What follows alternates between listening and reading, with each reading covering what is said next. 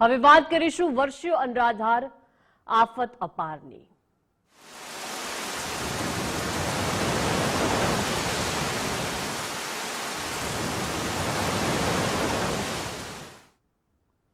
બનાસકાંઠામાં 16 ઇંચ વરસાદથી અતિવૃષ્ટિની સ્થિતિ જોવા મળી રહી છે। બાબરથી સુઈગામને જોડતો છેલ્લો રસ્તો 4 દિવસથી બંધ છે।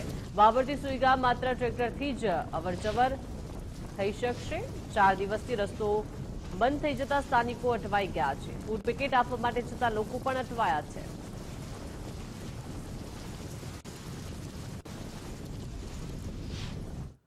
જે પ્રકારે સુઈગામ પંથકમાં ધોધમાર વરસાદ વરસ્યો જેના કારણે ઠેર ઠેર જગ્યાએ પાણી ભરાયા છે ત્યારે આપણે દ્રશ્યોમાં જોઈ શકો છો કે આજે સતત 4 દિવસથી આજે બાબરથી જે સુઈગામ જવાનો જે મુખ્ય રસ્તો છે અને રસ્તા ઉપર 4 દિવસથી પાણી ભરેલા પડ્યા છે। એટલે અહીંથી જે વાહનો છે તે પસાર થઈ શકતા નથી। જ્યારે દ્રશ્યોમાં જોઈ શકો છો કે છેલ્લા 4 દિવસથી આ પ્રકારે પાણી ભરેલું પડ્યું છે। અહીંથી માત્ર ને માત્ર જો જઈ શકતો હોય તો માત્ર ટ્રેક્ટર જ સહારો છે, કારણ કે અહીંથી કોઈ વાહનો જઈ શકતા નથી અને અનેક વાહનો પણ ખોટવાય છે। ત્યારે અહીં જે લોકો છે તેમને જવું હોય છે ખૂબ મોટી મુશ્કેલી પડી રહી છે। ત્યારે અહીંથી જે પાટણ જિલ્લામાંથી જે લોકો આવતા હોય છે, જે મદદ કરવા માટે આવતા હોય છે, જે લોકોને સહાય માટે આવતા હોય છે, પરંતુ તેમને જવું છે પણ જવા માટે પણ કોઈ રસ્તો નથી। ત્યારે આ વિસ્તારની અંદર જે સેવાકીય પ્રવૃત્તિઓ કરી રહ્યા છે તેમની સાથે આપણે વાત કરીશું। શું કહે છો, અહીં આપ સેવાકીય પ્રવૃત્તિ કરવા આવ્યો છો, લોકોનો ફૂડ પેકેટ પણ આપવા આવ્યો છો, જવાનો રસ્તો પણ બંધ છે। અમે પાટણથી જનનિધિ વિકાસ ચેરિટેબલ ટ્રસ્ટમાંથી અમે અહીંયા પબ્લિક માટે ફૂડ પેકેટનું વિતરણ કરવા આવ્યા છીએ, પણ અહીંયા રસ્તામાં પાણીનો માર વધારે છે।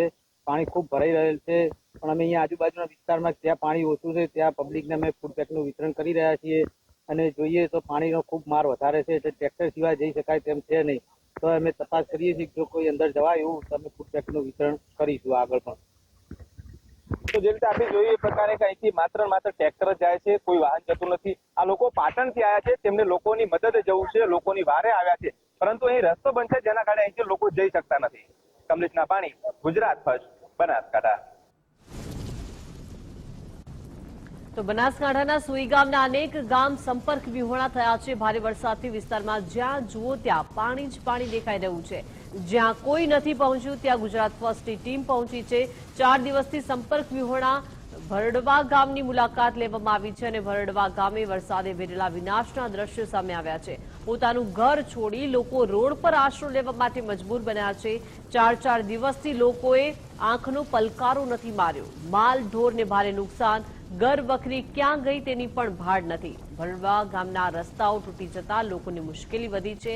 અનેક પશુઓના મોત થતા ગામ આખામાં સખત દુર્ગંધ આવી રહી છે। આકાશી આફત સામે હવે લોકો તંત્ર સામે મીટ માંડીને બેઠા છે। લાચાર લોકોએ ગુજરાત ફર્સ્ટના કેમેરા સામે પોતાની વેદના ઠાલવી છે। 4 દિવસથી ભૂખ્યા છીએ, કોઈ ખબર પૂછવા નથી આવ્યું તેવું લોકો જણાવી રહ્યા છે। પાણી જ છે, પાણીથી બીજું કઈ છે જ નહીં અને પરિસ્થિતિ બહુ ખરાબ છે। હાલ કોઈ તંત્ર આવ્યું નથી, કોઈ રાજકીય નેતાઓ કોઈ નથી આવ્યું, કોઈ રાષ્ટ્રીય નેતા કોઈ અહીંયા બધી કોઈ પગ આપ્યું નથી। કેટલી મુશ્કેલી પડે છે? મુશ્કેલી અત્યારે અમે રોડ ઉપર ઉભા ગયા, ઘરમાં જવાતું નથી। બાળ બચ્ચા લઈને કેવી રીતે રહો છો? આ રોડ ઉપર બીજે ક્યાં ખાવા પીવાનું કોઈ ઘરમાં જવાય તાર ખાવા પીવાનું હોય ને। ખાવા ખાતે કેટલા દિવસ થયા? 4 દાડા તકલીફમાં 4-5 દાડાથી બેઠા હતા, કોઈ સંભાળ લીધી નથી અને તકલીફમાં કોઈ ઘાટો નથી। આ સીધું કોઈ જ છું, હેરાન થવાનું કોઈ બાજી નથી।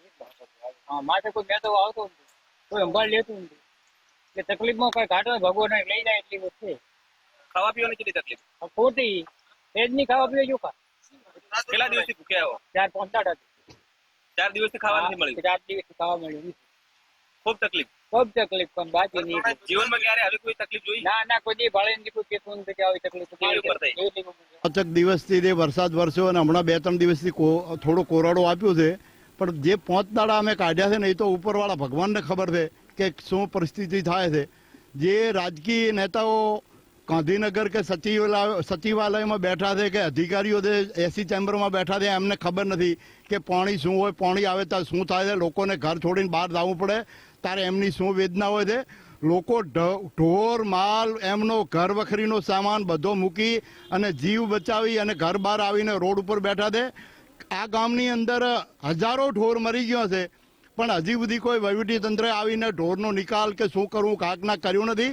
અત્યારે આપણે પહોંચી ચુક્યા છીએ સુઈગામ તાલુકાનું જે ભરડવા ગામ છે તે સમગ્ર 4 દિવસથી પાણીમાં છે। ત્યારે હું તમને દ્રશ્યો બતાવવા માંગીશ કે આ ભરડવાના જે 4 રસ્તા છે ચાર રસ્તા ઉપરથી તમે જ્યાં પણ નજર નાખો ત્યાં પાણી જ પાણી નજરે આવે છે. આપ જોઈ શકો છો કે આ જે ભરડવાના 4 રસ્તા છે ને ચારે રસ્તા ઉપર સમગ્ર પાણી જ પાણી છે. એટલે કહી શકાય કે જે આ વિસ્તારના જે લોકો છે પોતાનો જીવ બચાવવા માટે કરી અને પોતાનું ઘર મૂકીને અત્યારે તો રસ્તા ઉપર વસવાટ કરી રહ્યા છે. ત્યારે અહીંથી હજુ સુધી કોઈ તંત્ર એમની જોડે કોઈ સહાય માટે પહોંચ્યું નથી. માત્ર ને માત્ર પહોંચ્યું છે તો તેમના પ્રશ્નોની વાચા આપવા માટે માત્ર ગુજરાત ફર્સ્ટની ટીમ અત્યારે ભરડવા પહોંચી છે. આપ દ્રશ્યોમાં જોઈ શકો છો કે તમામ જે આ ગામ લોકો છે તેઓ પોતાના ઘર છોડીને અત્યારે રસ્તા ઉપર આવીને ઉભેલા જોવા મળી રહ્યા છે.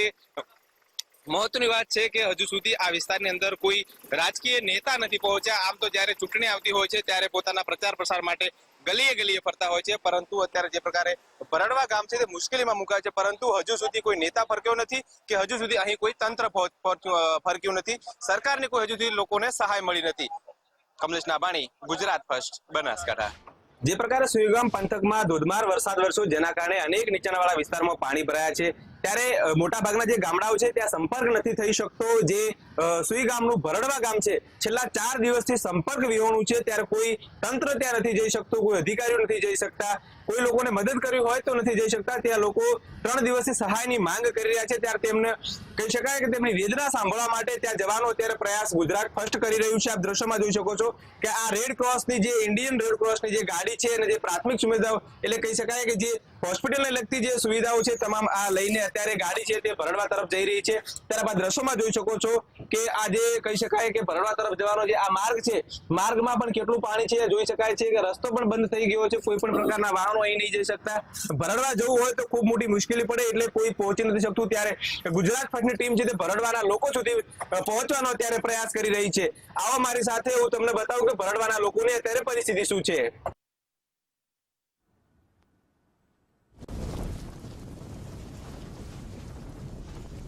બનાસકાંઠાના મોતીપુરામાં જળબંબાકારથી ભારે હાલાકી સર્જાઈ રહી છે. ગામની શાળા, ખેતરો, ઘરોમાં વરસાદી પાણી નથી ઓસર્યા. મોતીપુરાના લોકોએ ગુજરાત ફર્સ્ટના દિલથી આભાર માન્યો છે અને આ ગામમાં માત્ર એક જ ગુજરાત ફર્સ્ટ જ આવ્યું છે તેવું સ્થાનિક લોકો જણાવી રહ્યા છે. ગુજરાત ફર્સ્ટ સિવાય કોઈ જ અમારી વેદના નથી સાંભળી. કોઈ નેતા કે તંત્ર હજુ સુધી અમારા સુધી નથી આવ્યા. 4 દિવસથી મોતીપુરા ગામના લોકો હાલાકી ભોગવી રહ્યા છે.